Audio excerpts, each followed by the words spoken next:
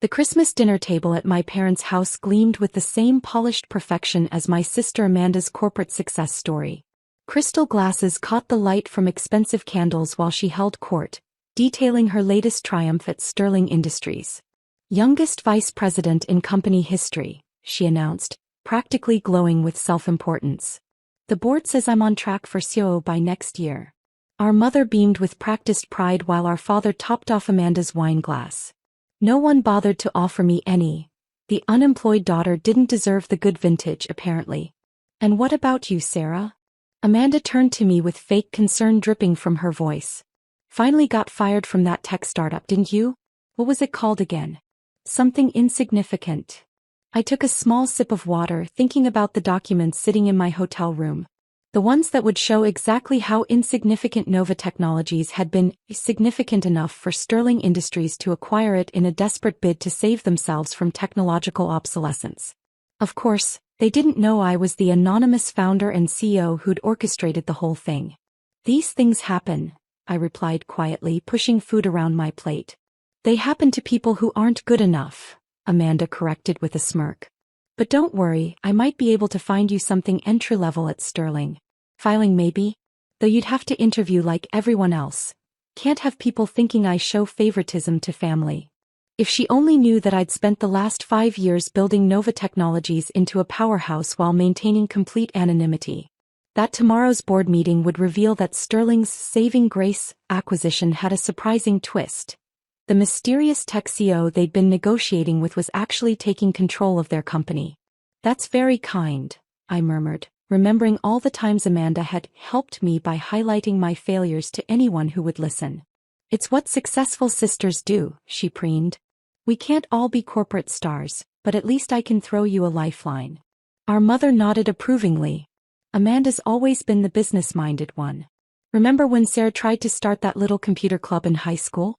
Thank goodness she has a sister who understands the real corporate world.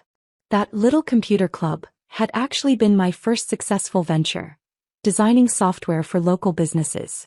By graduation I was making more than our father, but I'd learned early to keep my success quiet. Amanda couldn't stand anyone else getting attention. Speaking of business, Amanda straightened importantly, Sterling's acquiring some tiny tech company next week. The board thinks it'll help modernize our operations. Though personally I think tech is overrated. Real business is about connections, influence, power. I suppressed a smile thinking about Sterling's tiny acquisition. Nova Technologies' revolutionary AI platform was worth more than Sterling's entire market cap, but their board was too desperate to question why we'd accepted such a low purchase price. They'd find out tomorrow that the price came with strings, specifically, a complete takeover of their executive structure. Tell us more about your promotion, dear, our father encouraged while pointedly ignoring my presence. The country club is buzzing about Sterling's youngest VP. Amanda launched into another self-congratulatory speech about her meteoric rise, never suspecting that her career was about to take a very different trajectory. I checked my phone discreetly, confirming tomorrow's schedule. 9 a.m. board meeting, 10 a.m. executive restructuring announcement, 11 a.m. performance reviews. Sarah, put your phone away, our mother scolded. It's not like you have any important business calls to take. Sorry, I said softly, tucking away the device that had just confirmed the transfer of $2 billion in company assets. Probably just playing games, Amanda snickered.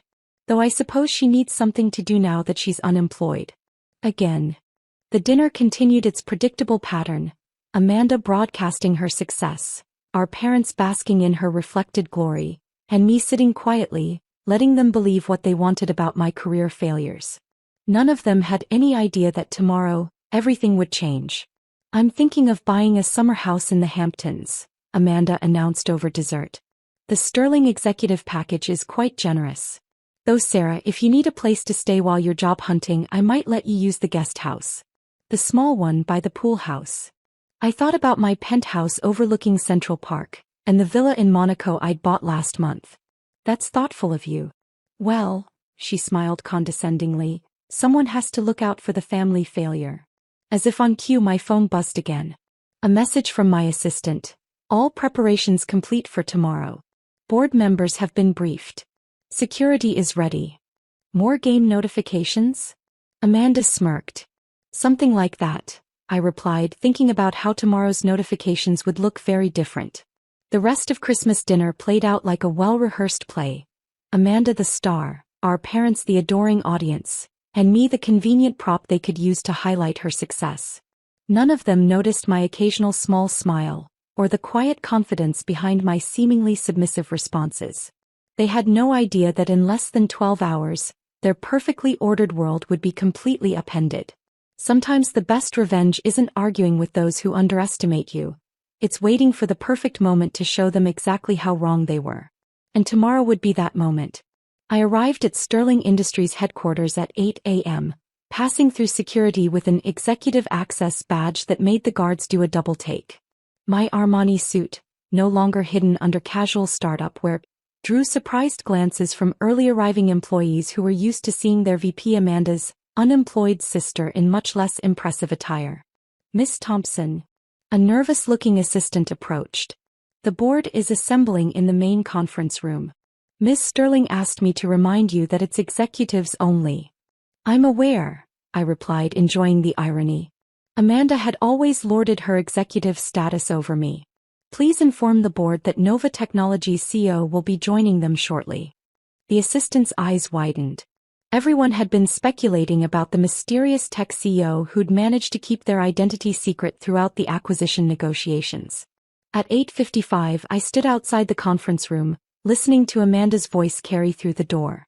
The tech CEO probably won't even show up, she was saying. These startup types are so unprofessional. Not like real corporate leaders. Actually, board chairman Richard Maxwell interrupted, I've just received confirmation that Nova's CEO is here. I checked my reflection in the polished wall, straightened my jacket and opened the door. The silence was immediate and absolute. Amanda, halfway through what was undoubtedly another self-promotional speech, froze mid-gesture. Our father, present as a major shareholder, dropped his coffee cup. Good morning, I said calmly, walking to the head of the table. Shall we begin? Sarah. Amanda's voice cracked. What are you doing here? This is a private meeting. Yes, it is, I agreed, placing my laptop on the table. A meeting between Sterling Industries board and Nova Technologies CEO.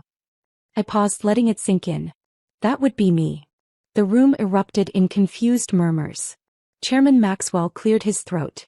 Ms. Thompson, I've been negotiating with Nova's CEO personally for months. Through encrypted video calls and anonymous email channels, yes, I confirmed, pulling up the acquisition documents. A necessary precaution, given Sterling's reputation for hostile takeovers of tech companies.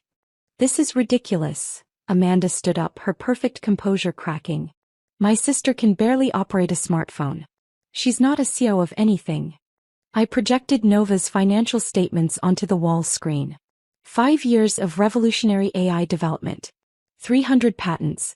$2 billion in liquid assets. And a market valuation 3 times that of Sterling Industries. I turned to Amanda. Is that real enough business for you?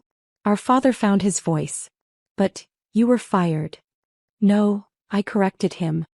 I stepped down as CTO of my previous startup after selling it for $100 million.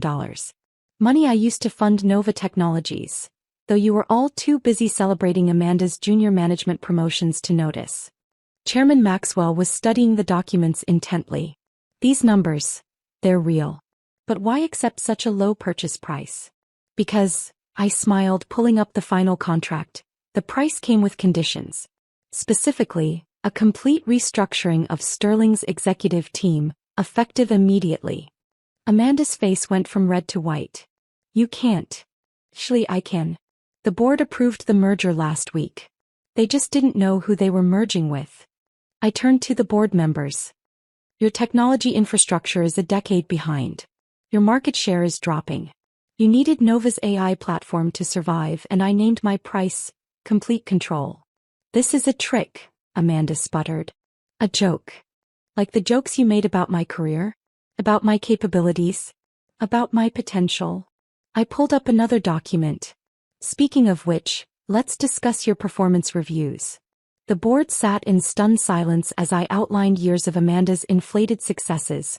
Projects that had actually lost money, initiatives that had failed, promotions gained through politics rather than performance. As Sterling's new CEO, I continued, my first act will be a complete audit of all executive positions. Performance will be evaluated based on actual results, not family connections or corporate politics. Amanda's perfect world was crumbling. Our father looked like he might faint.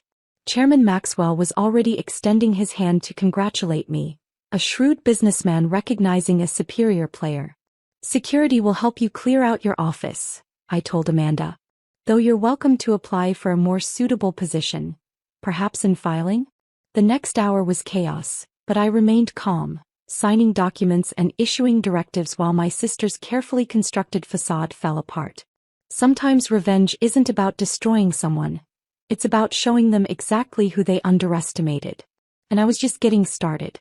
The aftermath of the board meeting rippled through Sterling Industries like a corporate earthquake. Amanda, stripped of her executive title, refused to leave her office until security arrived. The sight of my formerly powerful sister being escorted out, carrying her designer handbag and family photos, drew a crowd of not-so-secretly delighted employees who had suffered under her leadership. This isn't over, she hissed as she passed me in the lobby. Daddy will fix this. Actually, I replied, checking my watch, he's currently meeting with our legal team, reviewing how his blind support of you cost shareholders millions. The board is particularly interested in those projects you claimed were successes. The next few weeks transformed Sterling Industries. I moved my office to the top floor, not out of ego but because it had the best setup for the AI integration systems I'd developed. Amanda's former office became a collaborative tech space where engineers and developers could work freely, without the hierarchy she'd enforced. Our mother tried emotional manipulation first. She arrived unannounced, dressed for sympathy in subtle designer grief. How could you humiliate your sister like this? She demanded, settling uninvited into one of my office chairs. We always knew you were jealous of her success, but this. I pulled up Amanda's real performance metrics on my tablet. You mean the success that cost Sterling $30 million in failed initiatives? The success that dropped our market share by 15%? That's success. She was the youngest VP in company history. And now I'm the youngest CEO in the industry, I replied calmly. Funny how you're not celebrating that achievement. Our father tried a different approach, arriving with his lawyer and threats of shareholder action. You think you can just walk in and take over? He blustered. I've been a major shareholder for 20 years. 15% ownership, I corrected, pulling up the shareholding structure. While Nova Technologies, through various shell companies, now controls 51%. Would you like to discuss your voting power? The lawyer, after reviewing my documentation, quietly advised our father to leave. Amanda's attempts at revenge were both predictable and ineffective. She tried to leak damaging information to the press, only to discover that my reputation was built on actual achievements, not corporate politics. She attempted to rally other executives against me, only to find they respected results more than family drama. 3 months after the takeover, Sterling Industries' stock had doubled. Our AI integration revolutionized the industry, and the same business publications that had once praised Amanda's meteoric rise now ran features about the secret tech genius who'd orchestrated the perfect corporate takeover. Sarah. My assistant's voice interrupted my thoughts. Your sister is here again. She says it's about the family Christmas dinner. I smiled, remembering last year's holiday disaster. Send her in. Amanda entered, her designer outfit slightly less pristine, her confidence noticeably dented. Mother wants to know if you're coming to Christmas dinner this year. I am, I confirmed. As the host. I've bought the family estate. The papers were finalized this morning. She sank into a chair. You bought our house. The house you bragged about growing up in? The one you said I'd never be successful enough to live in? Yes. Though I'm thinking of turning it into a tech incubator for underprivileged students. Give some other underestimated people a chance to succeed. Why are you doing this? She whispered. We're family. Family. I pulled up a recording from last Christmas. Her voice filled the office. Finally got fired? What was it called again? Something insignificant. That was different, she protested. I was just being the successful sister? I finished. The corporate star? the one who understood real business. She left without another word, finally understanding that her world had changed permanently. That evening I stood in my office watching the city lights come on. My phone buzzed with a message from our mother. "Please, let's discuss Christmas dinner as a family." I typed back, "Of course." The new owner of the family estate would be happy to host. Business attire required. 6 months after taking control of Sterling Industries, I hosted a charity gala in the building's grand atrium. The guest list included tech innovators, industry leaders, and yes, my family. Amanda arrived in last year's designer dress, our parents looking uncomfortable in their formal wear. I gave a speech about underestimated potential, about quiet success, about the difference between appearing successful and actually achieving something. My family stood in the crowd, finally seeing me for who I really was. Not the failure they'd mocked, but the success they'd never bothered to notice. Later that night, alone in my office, I looked at an old family photo from last Christmas. Amanda at the center, radiating smug superiority. Our parents gazing adoringly at their corporate star. And me in the background, quietly building an empire while they celebrated their imaginary success story. I placed the photo in my desk drawer, a reminder not of what I'd lost but of what I'd proven. Success isn't about who shouts the loudest or brags the most. Sometimes it's about who works the smartest, stays the quietest, and waits for the perfect moment to reveal their true power. My phone buzzed one last time. A message from Amanda. "Can we talk? About my future at Sterling." I smiled and typed back, "Of course. Performance reviews are next week. Don't be late." Because sometimes the best revenge isn't just becoming the boss. It's being a better boss than they ever were. And I was just getting started.